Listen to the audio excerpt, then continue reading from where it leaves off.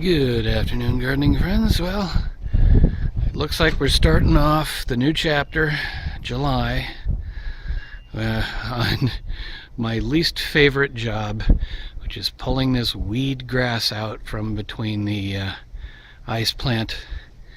So we're kind of starting the month on a low note. I basically see this as just almost a pointless task. I mean, I do get it. It's got to get done. But I pull the grass out and a month later it's back. So it's not fun doing it if it's just going to keep coming back. It's kind of like part of me wants to just sort of let it be for a few months, let it get really tall, and then pull it out, and then I don't have to do it quite as often and I can get more of it. But it is what it is. Got to get it done. And I do know that the month is going to end on a high note because we got something planned. Well, it's been probably a little more than an hour, and I don't think it really looks all that different from close up. It doesn't really look all that different from further away, but all I can do is just keep yanking on the grass and pulling it out until we get it done. Good afternoon, gardening friends. It is now July 5th. I'm back at Mom and Dad's place, but only for 2 or 3 hours this time because I've got some other stuff going on at home. A friend who is sick, and actually a cat coming to visit. That's a whole other story. But the friend who is sick is actually our maintenance guy at the apartments, and I'm going to try and help him out. He had well, you know what, I'll spare you the details. But anyway, I'm back here, mowed the lawn, and then the question was about, there's a dead spot up there, which is something that I spotted before and showed you before. It's getting more dead, or not any better anyway. So there was a question of adjusting the sprinklers, which was something, this is zone 1, I was going to work on it last week, and just kind of ran out of time, realizing it's going to take at least like a half hour to figure out. Actually, it looks pretty good, the shadow of the tree on the lawn. So I wanted to show you what it's like when I actually try and adjust the pressure, and I just did a quick test, and wow, the pressure was really high. So let me show you. Okay, so I'm only turning this on for a couple of minutes, but I've hooked up a gauge near the end of the line. Let me actually, you can see that just shot up, and actually, so I hope you can kind of read it, but that's somewhere around over 70 pounds of pressure. Now I think that's just, when you see it kind of blip like that, that's just some of the sprinkler heads readjusting themselves. In fact, you can hear a little bit of it. Wow, that's kind of interesting how it bounces like that, but it really, as I understand it, should be down around 35, so I'm going to go try and turn it down. Now, if you've got a sprinkler system similar to ours, where you've got a valve that looks kind of like that, there's this cross piece up here. I can actually turn it, and I can hear it reducing the pressure. So now I go back over to the gauge, and we'll see if I succeeded. Trying to get myself too wet. Walking by. Once I get it to 35, I'll readjust all the sprinkler heads, and hopefully that'll hold. So where are we now? We're still at, am I reading that right? We're still at almost 70 pounds.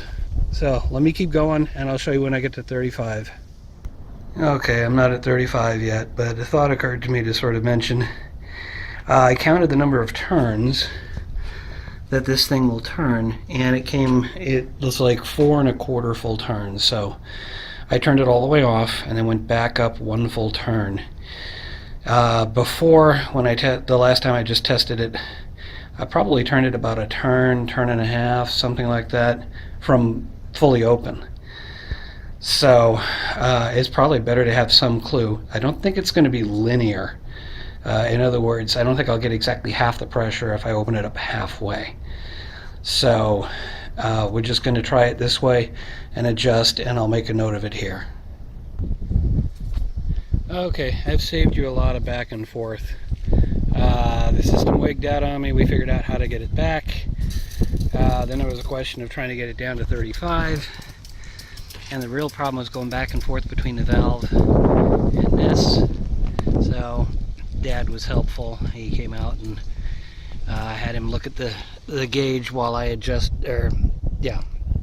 Let me see if I can't clear that, sorry. So hopefully you can see we're just about right on 35 now. And my phone's getting wet. We got some overspray with some of these old sprinkler heads. But the nice thing is everything's now putting out, good heavy droplets instead of blowing away on the wind. So I'm happy we've got this together. Now I got to put the head back on. That used to be right where that gauge is. Good morning, friends. It's, what is today? The 12th? July 12th. I'm back at Mom and Dad's. It's been about a week. And it looks like the last tuning of these sprinklers has actually done some real good. We had the big sort of dead spot over here is turned green. Stuff along the edges is growing like, wow. Look around the tree here. It's just crazy how long the grass has gotten. So I'm going to mow the lawn, do a little bit more maintenance here and there, and then I got to get back home. But let's see what it all looks like. Well, folks, it's 5 hours later. We're just past the heat of the day. I'm here about twice as long as I expected, but I got a couple more things done than I was expecting. I mulched the beds at the bougainvilleas on the side yard, and we'll see if that's, Dad just said mulch them, so we'll see if that's what he was looking for. I mowed the lawn. I cleaned up, I edged, I swept and blew and everything. And the dark spots that you see are really low spots, and we've tossed some soil in there. So hopefully that will bring them a little bit closer to being level. What else?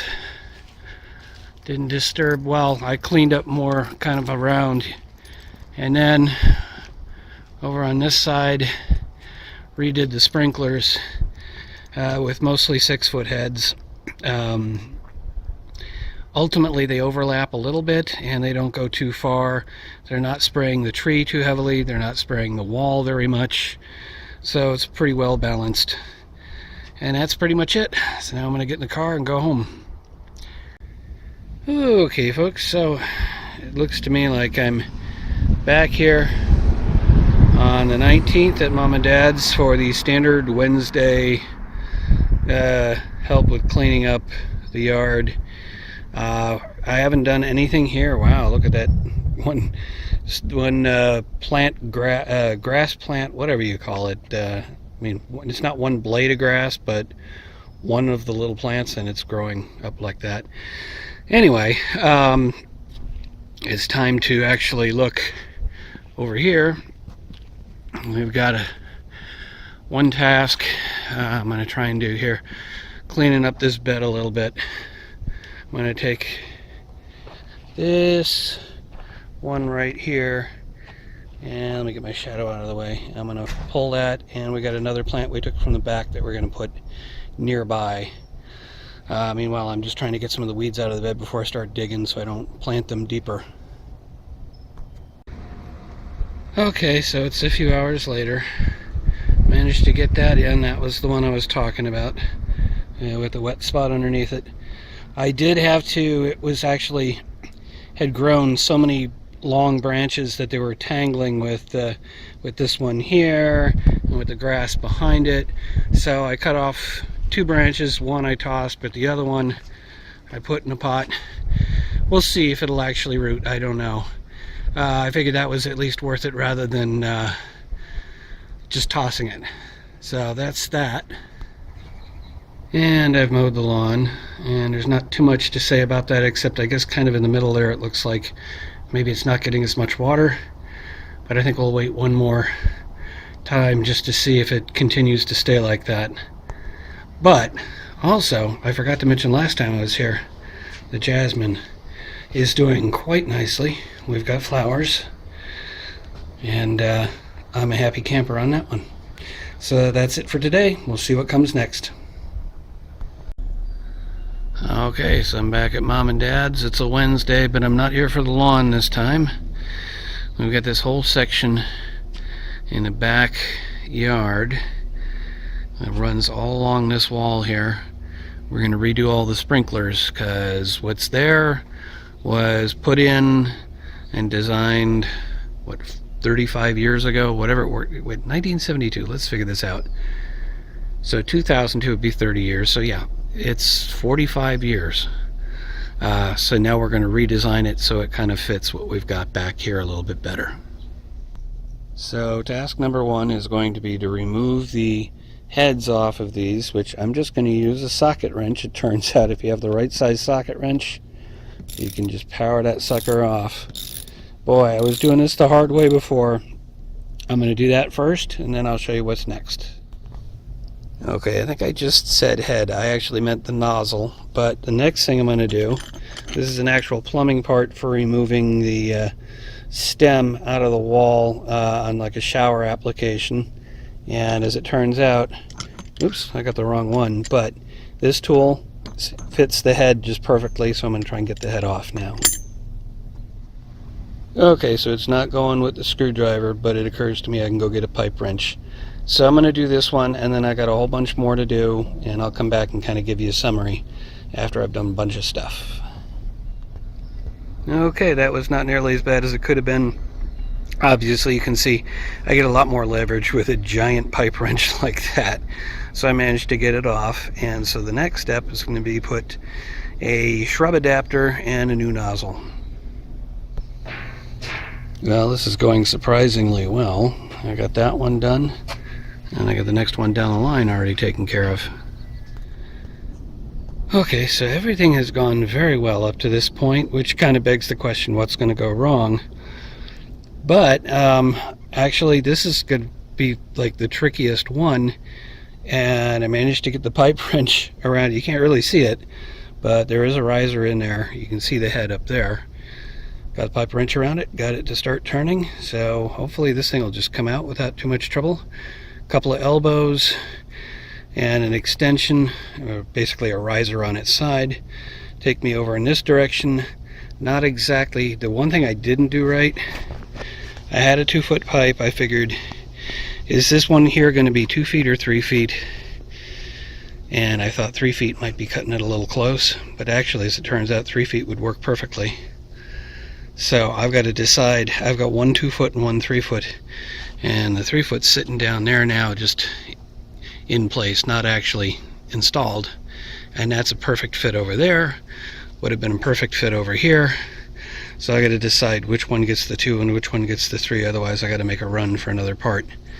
But overall, that's the only thing that's gone wrong so far. Well, it's taken a couple of hours, or at least it feels like that. Hopefully you can see. That's where I tapped off, where it comes out of the ground. It goes over to the left, and what used to be in this little hole, which we'll fill in, is now sitting over here, closer to the wall, so it can actually radiate out kind of like a 90-degree. It's going to go back in that direction, and it's going to go over in this direction.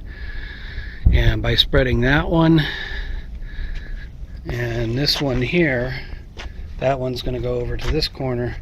I now can take care of this entire bump out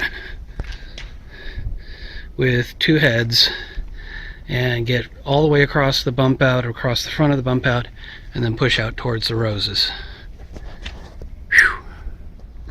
Okay, so we succeeded here, but then I went for this one, and I hate surprises, but I had to excavate down a fair distance to find where that riser ends, because ultimately I want to do this underground.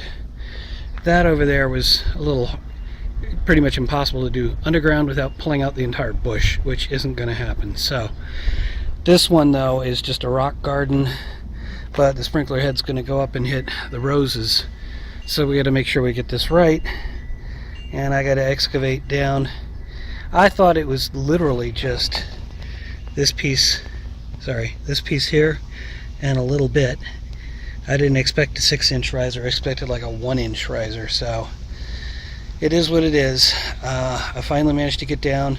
Got a pair of vice grips around it because you can see it's kind of in an impossible position to get a pipe wrench because you can't get a wrench between here and the wall. So used vice grips and some penetrating oil and managed to get it to loosen up.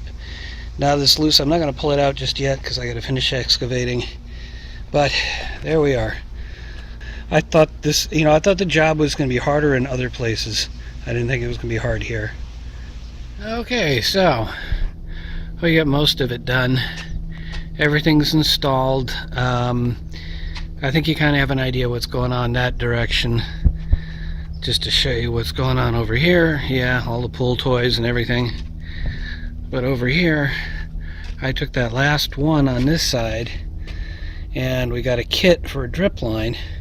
So that drip line is now running down to the end of the wall, circling around, coming back at the back, goes up and around. And I'm sorry if I just made you dizzy. That's the end of the line there.